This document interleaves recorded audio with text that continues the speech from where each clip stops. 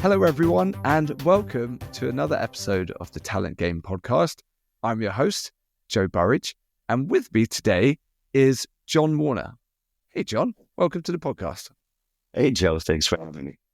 Yeah, it's a real pleasure to have you on. And so, for our listeners who don't know who you are, please go ahead and introduce yourself. Yeah, you bet. Hi, I'm Jon Warner. I have been in the video game industry for 22 years now. Yeah, and worked in Microsoft and Disney and EA. And I'm currently an executive at Hippo Entertainment here in British Columbia, Kelowna. Oh, fantastic. And what a career. This is why I'm so excited to dive in to a lot of this. And the slate of games you've worked on as well, I've not only played them, but thoroughly admire a whole bunch. So, yeah, very exciting. Well, thank you. That's very yeah, my pleasure. And also, you live in a very beautiful part of Canada. I must say, I was looking up images of this place. The name completely escapes me now, but yeah, very nice place to the world. Thank you. I think so too. It's lovely. It's a lush place to live. Kelowna, British Columbia, is one of the winemaking regions in Canada, and a gorgeous place to live, surrounded by lakes and orchards and vineyards. It's really amazing. Yeah, it's incredibly picturesque. So yeah, I like that. Great. You've got you've got all your amazing work that you can do, and then you've got unlimited wine within walking distance. Like, can't really complain too much. That is a double-edged sword, Joe. It's a double-edged sword. Yeah, fueling creativity, let's say. But yeah. Hey, talking of video games, not so much wine. But what are you playing right now? Let's see here. I'm playing a bunch of stuff. On my Steam Deck, I'm playing a great little game called Phaland, which is this amazing little pixel art Metroidvania style game, and I'm absolutely in love with it. And what else am I playing? I'm playing Dragon Age: The Veilguard, and on my PS5, and I'm playing Hogwarts Legacy on my Xbox right now, which is a lot of fun. And on mobile, I'm playing a bunch of different stuff. I'm playing. Let me check the name of this one game because I don't want to mess it up because I'm really having a good time with it. Oh God, you know what? I was just playing Brokey and Archero 2 on my iPhone, and those are Yeah, I happy behind Archero 2, I think. And yeah, what an incredible studio as well. And it seemed, I haven't checked the data actually on Archero 2, but I get the impression just from the anecdotal reactions and also myself playing the game that they've done a fantastic job with that sequel. Yeah, agreed. I think it's a quality step up in almost every way. It's hats off to those teams. It's fantastic. Yeah, and by the way, in terms of the console games you mentioned, yeah, Dragon Age Veilguard. Yeah, I'm a few hours into that now. I'm terrible for having multiple games on the go at the same time. So, I'm playing Spider-Man 2 and Dragon Age Veilguard, and then sometimes I dabble in trying to finish my Hogwarts Legacy playthrough. I just actually I love Metroidvanias, and I just downloaded Animal Well, but then I noticed the makers behind Gree released a game called Never. I was like, okay, well, I'll add that to my list. I got to give that a shot. Yeah, right, never ending list. Oh, yeah. And it was, and I was rather public on LinkedIn at the beginning of January. That I was like, yeah, it's my newest resolution to complete stuff before I buy new stuff. And we're in February, and I've already broken that. So yeah, off it goes. That's terrible. Well, hey, so you mentioned in your introduction this amazing career that we're going to dive into in the video game industry. But how did that all start? Like, how did you get into games in the first place? Yeah, I would say this was kind of an unconventional way of getting in. Before I was in the games industry, I served in the U.S. military as an intelligence analyst. And once I figured I was done with that, I was working in enterprise software as an interface designer. And one day we strolled into work, and there were security guards out the hall, and it was like, ruh-roh, what's going on, everybody? And found out that we had all been laid off that day.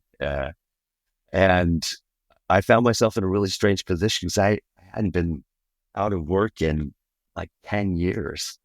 And so I was kind of casting about. I didn't know what to do. And a friend of mine called me and said, hey, I'm working at Microsoft on this thing called the Xbox.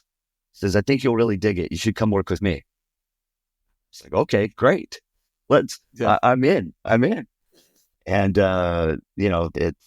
it's been, as soon as I got in there, I was working in a Microsoft studio in Salt Lake City, and it was a sports studio. And I was in QA, and I absolutely fell in love. And I knew that this was what I was supposed to be doing. That's fantastic. Also, you're the second person on this podcast who started out as an intelligence analyst in the military. Yeah. I had Ido Naim on here, and he started out in the Israeli army as an intelligence analyst before getting into video games. So there you go. But I love that. So referred in. That's surprisingly quite common. Having a friend being like, yeah, I'm working on this Xbox thing. Like, who knows if it's going to take off? I mean, but let's give it a go. It was great because, I got to be an original beta tester on Xbox Live. I've had my same gamer tag since 2002. Oh, wow. It was, it's been really cool. It was a great part of my journey. Did you fall prey to having a very cringe gamer tag? I'm not going to ask you to name it publicly so people could find you. Please don't do that. But yes, absolutely. Absolutely, I did, because, it's like, well, what's this? Who knows? Yeah. And I actually used my real gamer tag in one of the Anthem trailers when we were doing Anthem in the multiplayer demo. But a few people caught on to that and sent me a message, but mostly just went under the radar. Oh, nice little Easter egg in there. But and also another, I say common, but just a well suggested route into games is through QA as well. But you went from QA, progressing through, production. You're eventually chief of staff at BioWare. You're now senior VP at Hippo. So I guess summarizing, 20-ish years of career is quite tough. But I guess how did that path happen, going from QA into production as well? Probably should have mentioned that in my introduction. Added a few more details in there, but it was. I agree. Going into QA was a great place for me to start, because that's where you really get to learn how games get made and how they get broken and why they break, and where a lot of the problems lie. So it was a great primer in just understanding how to break software and really look at it from an analytical point of view. After I'd been doing that for a little while and got to launch a couple of titles on Xbox, I went over, had an opportunity to go start as a producer at another Salt Lake studio, Avalanche Software, who were then subsequently bought by Disney. And got to work on a lot of really fun titles at Disney and Avalanche, and got to work with Pixar, which was a real treat, doing stuff like Toy Story 3 and Cars 2. Got to go to the Pixar studio and work directly with their creative team, which was a really fantastic learning experience, and really getting a behind the scenes look in how to put together stories and narrative and how to bring that kind of impactful entertainment to life. That's great. I'm just looking down. I always use Ed Catmull's book, Creativity Inc., to prop up my microphone here, hoping that good vibes, just osmosis, really hoping it just flows into my brain from there. That's fantastic. Oh yeah, brilliant. So, and one introduction to production as well on some of these huge titles. So, and then obviously onto EA with BioWare on like Mass Effect, and you just mentioned Anthem as well. And I guess being chief of staff, you're thinking about all IPs at that point, so that Dragon Age gets thrown in there too. I think my main question for you is with regards to production, and obviously this is a talent focused podcast, that is such a talent and a task to wrangle just groups of people from small working on mini features to studio wide multiple IPs. A big question, but like how do you get a group of people aligned on a mission and a vision to deliver something? Yeah, well, it's really easy, Joe. You just there are 3 simple steps. You tell them what to do. Everybody agrees. There's no creative friction. And then everybody does it, and it's fantastic. Next question, please. Yeah. That, and now we move on. And in fact, we can end it there. That what a highlight. Keep up the mic.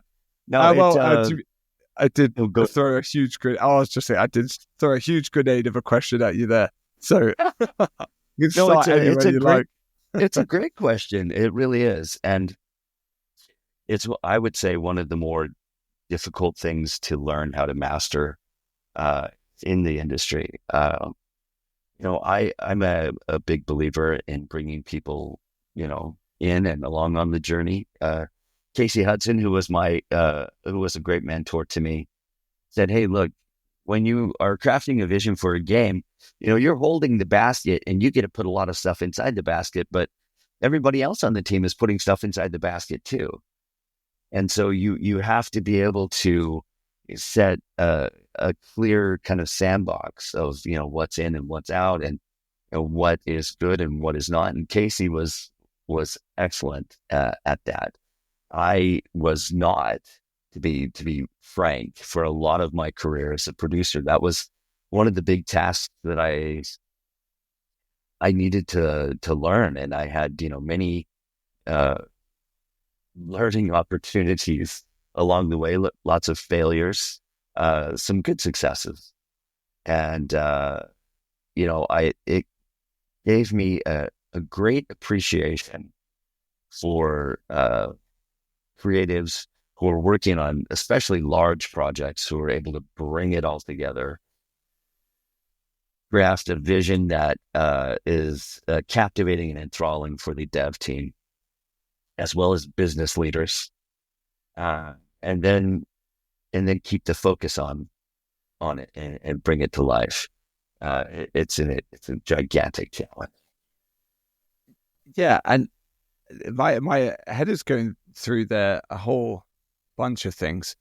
I think one thing that I'm thinking about quite a bit, and it's because I come from a recruiting background, so I see every nail as a recruiting shaped hammer sometimes. But what would you say is the highest priority, or is it generally just a blend of mix when it comes to aligning on that? Is it like, okay, if we got to hire a great team first, because without like a great team, it's not going to happen? Or it's like, okay, I've inherited this team and I can't change that team. So in that scenario, what is the thing that's going to get us aligned there? I guess is it so I think, is it hiring? Is it like just production process? Is it culture? Is it a combination? There's obviously no magic silver bullet here for any of this, but I'm just intrigued to know from your experience and the teams that you've been in, what have been the biggest influences in terms of succeeding and failing? I think that when you have a team already in place, it's really important to be able to step back and understand the capabilities of that team. What are we good at? Where are we challenged? Where do we need support? And then you can really start to understand the scope of the things that are within your grasp. You don't want to, start. I've been at places where, you kind of start with, hey, I have this great idea for a character, or I have a great idea for a story. And then you kind of build backwards into it. And then at the end of the day, you're like, oh, well, can we make this? Do we have the right people to make this? It's like, well, kind of. And that's always a struggle. That is always a struggle. I prefer, and I think it's a better methodology to go that way. Look at your team, look at your tech stack, and understand what capabilities you have. Are you working with your own engine? Are you, Unreal? What are you using? From that point, you can then look at your business case and say, well, who are we trying to reach? Well, who's our audience? Who are we trying to entertain with this? And then what type of game should it be? And then, eventually you kind of build up this pyramid where at the top, at the pinnacle, that's where you get that great, well, look, here's the story, here's the characters, here's how it all unfolds, that rich narrative. But that comes later in the game. At least that's how I've seen it work best. And so really focusing on understanding your team, their strengths, how they're using and interacting with their tech stack. And then you get a real good idea of what's within you. Yeah, I love that. And also the I guess, flexibility that you have to be successful in those positions as well. When you're working with, especially in the case you've been in with large global teams, and you're inheriting some teams and inheriting leaders, and just as fast as possible, figuring out their strengths and weaknesses, and then making a plan. That's it. Yeah, exactly. And it is, everyone always says it, right? Well, we're building the airplane as we're flying the thing. And it becomes really crucial. And I could say that in some instances, I've had really good instincts and been able to get that done well and right. And there are some times when you think you have the right team in place, you think you understand all the personalities in play, and you don't. And that's when things get challenging and rocky. And Yeah. So dwelling on and not to be too negative, but dwelling on the challenges there. What are some of those key learnings? Because you mentioned just then in that one scenario, getting it wrong about that assessment of strengths and weaknesses. Is there any particular, without name dropping or anything, any particular scenarios in mind, or any bits of nuggets of wisdom that you've now taken forward into the whole brand new area of games, mobile, with Hippo? Yeah, oh boy, that's been interesting for sure.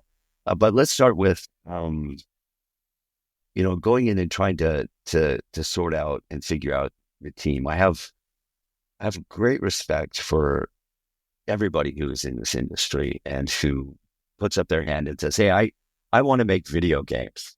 It's tough business. It's hard to do, and we get into the work because we're passionate about it. We love it. Now, I loved video games my entire life. My first video game recollection is playing Pong on a dedicated Pong box that my dad brought home.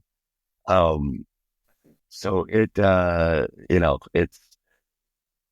passion, and we're all passionate about it. And so trying to get the team together in a way where we're all pointing in the same direction, not the right direction, the same direction.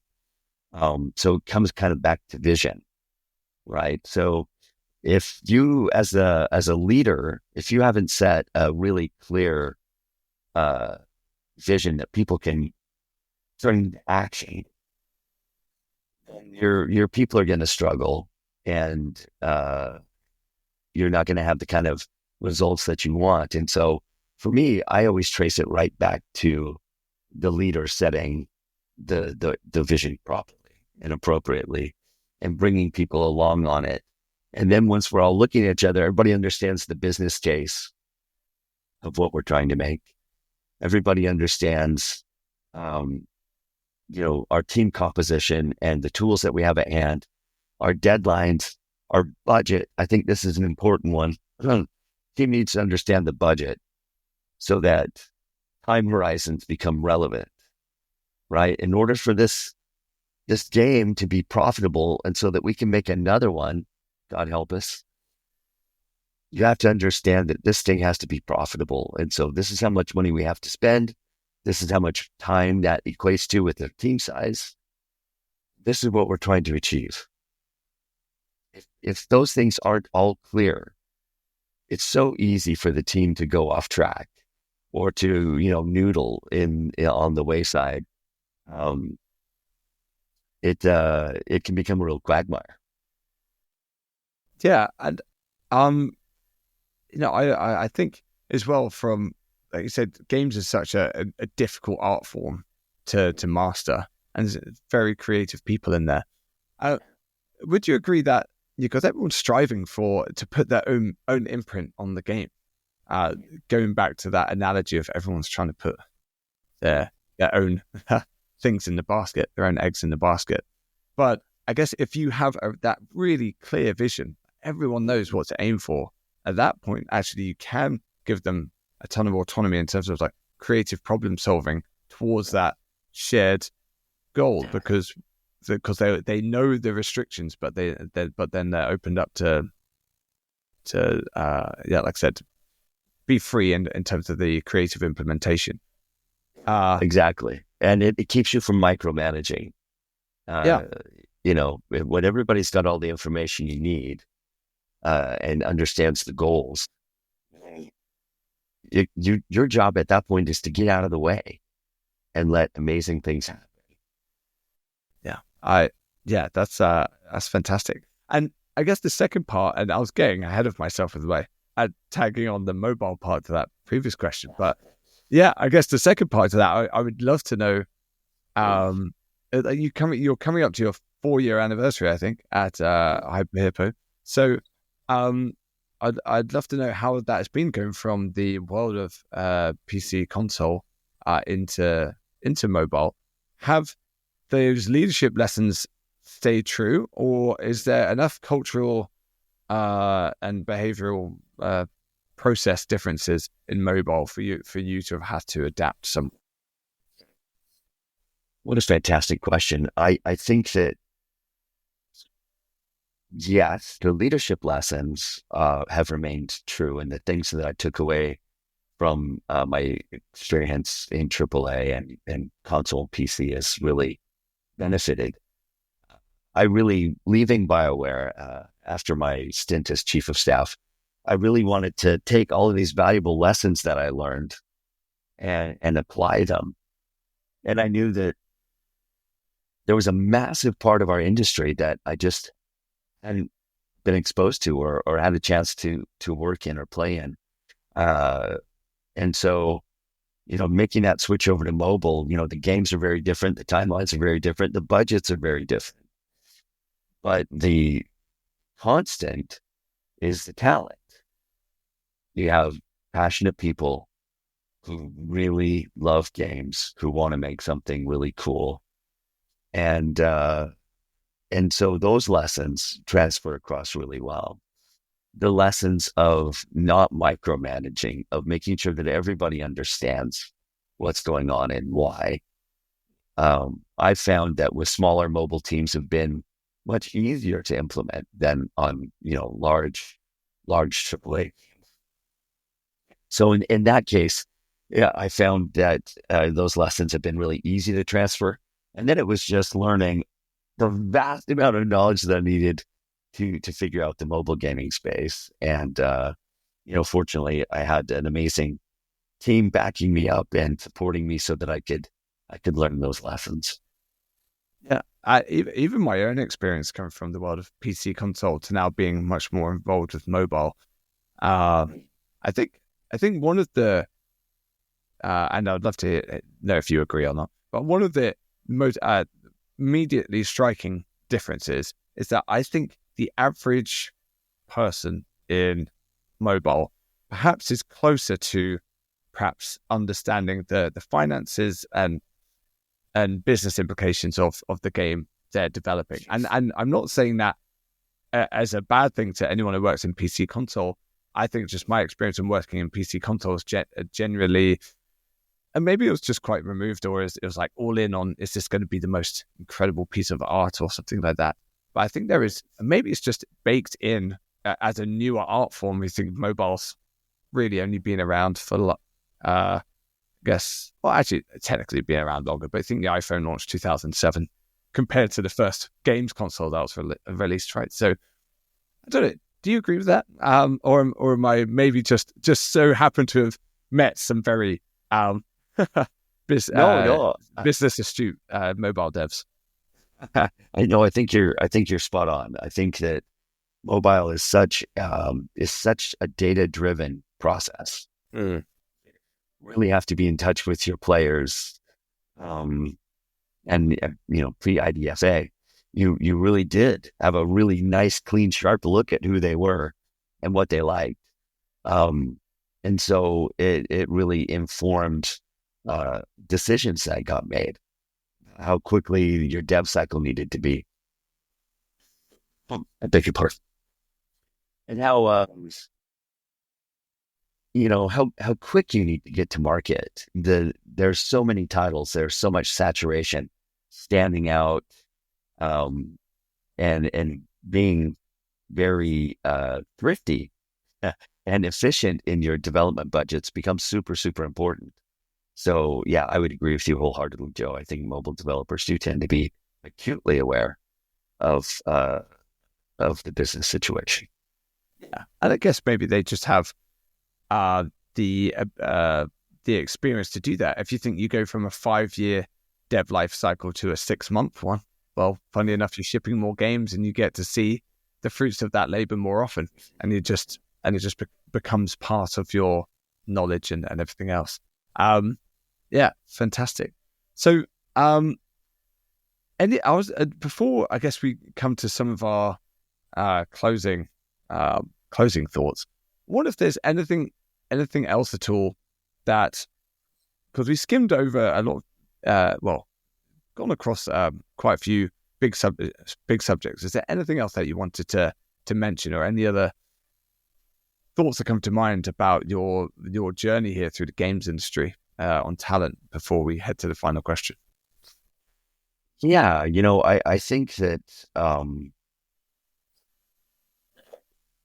probably the biggest takeaway after doing this for 22 years is that talent is what makes the thing go, right? It's not your data pipeline. It's not your structure. It's not Scrum. It's not any of the modalities and methodologies that we use to create things. It's people who create is what drives our industry. And, sometimes it's easy to lose sight of that. I mean, it seems very common sense, right? Of course, John, don't be an idiot. But it is easy to lose sight of it sometimes, especially when we start talking about people as resource. And, at the end of the day, passionate people telling their stories, applying their craft is what makes unforgettable entertainment. And whether you're watching that in a movie theater or whether you're interacting with it on your phone or in your living room, I don't think it matters that much. I think that it's talent that drives this machine. Taking care of your people, carefully selecting the right people who will be good culture fits and good leaders, good listeners. I think it's key. It's important. Treating your people well. And my goal has always been to try to leave the industry in a little bit better shape when I found it. I don't know that I've always been able to achieve that, but it is my goal, and it's what I'll always strive to do until somebody tells me that I can't do this job anymore, and then I'll go do it someplace else. Yeah, yeah, I love that statement. Also, there was a brief thing you mentioned in there. This is why I have a visceral reaction to the phrase human resources. Naturally, I've been in HR people teams. I'm like, I cannot use that phrase, human resources. It always has to be the people team or the talent team or something like that. On that note, I can't help but think about when you're saying that obviously the games industry with layoffs and how difficult the market is right now. Like I completely agree wholeheartedly with everything you just said about the talent, but I don't really know what the question is, but what's your perspective on everything that's happening right now? Maybe that's the question, and the longer term impact on that. Yeah. Well, it's brutal right now, right? It's brutal. An unprecedented number of highly talented people have been, dumped into this marketplace where it's increasingly difficult to find a job. I think that as a market correction, from a time when things were booming, there's some of that's happening. There's a lot of disruption though in how we're building games and the number of people who are consuming that entertainment and the attention economy, right? We all participate in the attention economy, whether it's, a streaming service or a game or, just your everyday life, your job, your family, your pets.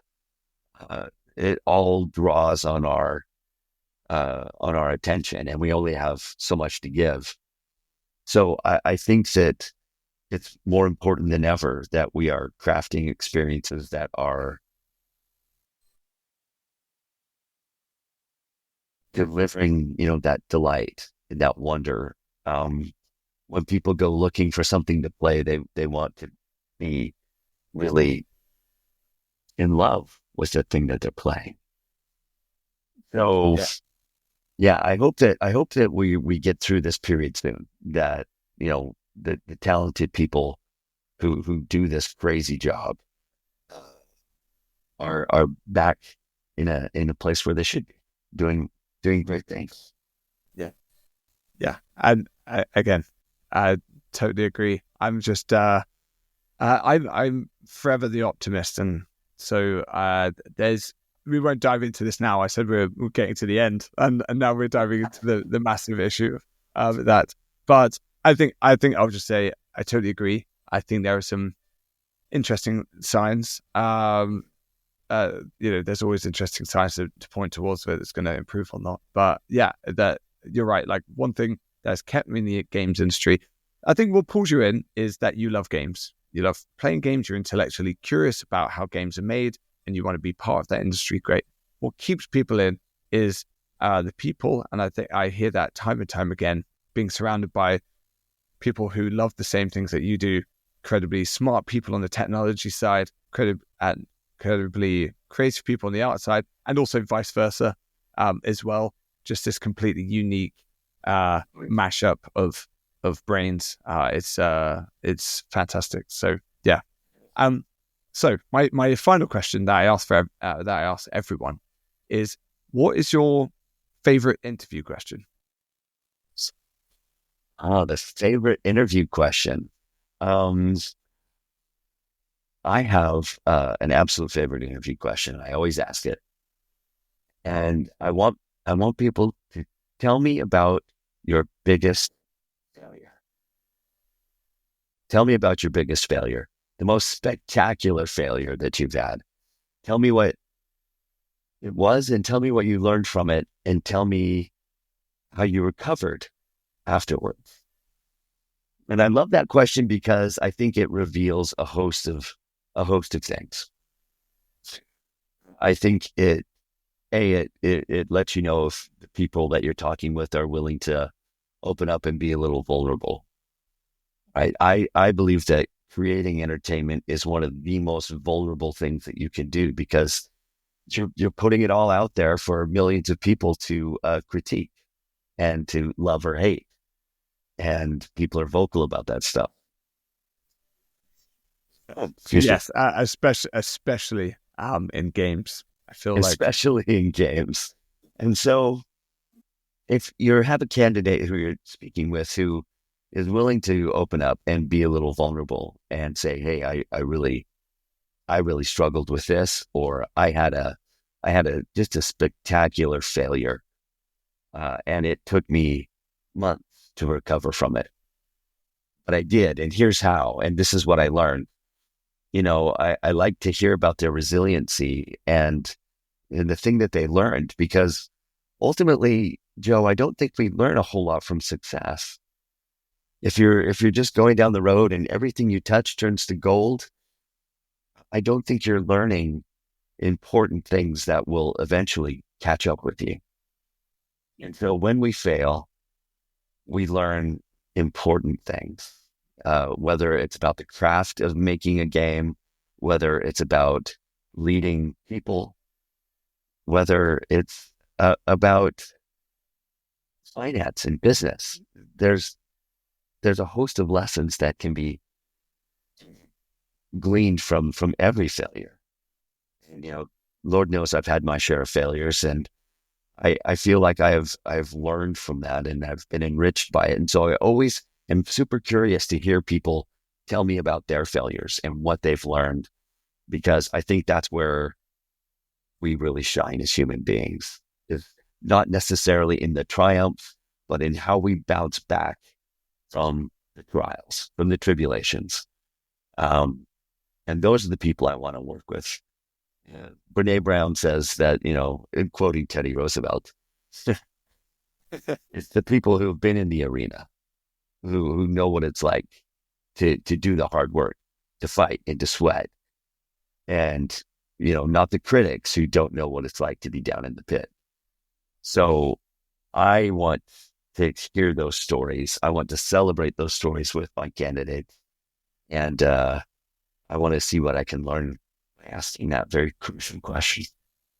Yeah, I love it. That, and I'm also a big fan of that question. I was just thinking about how on the VC side, we look for there's many factors that go into deciding when you're going to invest in a team or a company, but definitely one of the key things there is does this team have the resilience and the grit and the intellectual curiosity and the energy and the intelligence to be able to fail like over and over again. Like on the mobile side, like will they keep iterating and prototyping and soft launching until they get to the point where they land their hit and then they can go from there.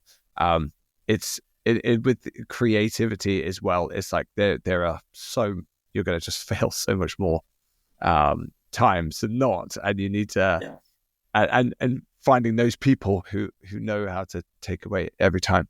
What would you say is a red flag? Like, what would you say is a really bad way to answer that question? Well, so I think there's a couple really bad ways to answer that question. One is the shallow path, where you kind of reach into your bag of answers, and you bring out something like, well, Joe, my biggest failure is that I work too much, or I work too hard, or I care too much. It's like, okay, well, thank you so much for your time. I also think that there's a tone deaf way to answer that question, which is to defer responsibility, to other things, whether it's technology or people or what have you. I think each trial that we face can be, and usually is, intensely personal, and that's why it's so hard to talk about it. And I know that I've had interviews in my career where I've just come off of a rough patch, and I'm too raw to answer the question well. And it's always good to know that about yourself before you go in and have your interview. If you have areas where you're raw, where you're like, oh man, I really don't want to talk about this. I don't even like to talk to myself about this. Maybe that's a flag where you should take a little bit more time before you jump back in. That's a phenomenal piece of advice. Yeah, that's totally agree. Because I was thinking about how I would answer that question. What's your biggest failure? I'm not going to answer it right now for everyone here, but I was internalizing it, and I was thinking about, oh, that's cool. I'm actually at a place where I'd quite very happily in an interview setting just go into all of the mucky, horrible details about that particular situation, and I'm like, oh yeah, okay, well maybe I wasn't, however long ago. So that's a great shout, and a great bit of advice. Okay, I think we are at the end of this episode. Jon, I know I could chat to you for a long time because we were chatting before recording, and now we've been chatting away, and now I have to actually stop at some point. But I've thoroughly enjoyed the call. I have to say thanks so much for taking the time to be on the podcast. Oh, it was sincerely my pleasure, Joe. Really, it's been great, and I wish you much success going forward. I love the podcast, and I'll be listening.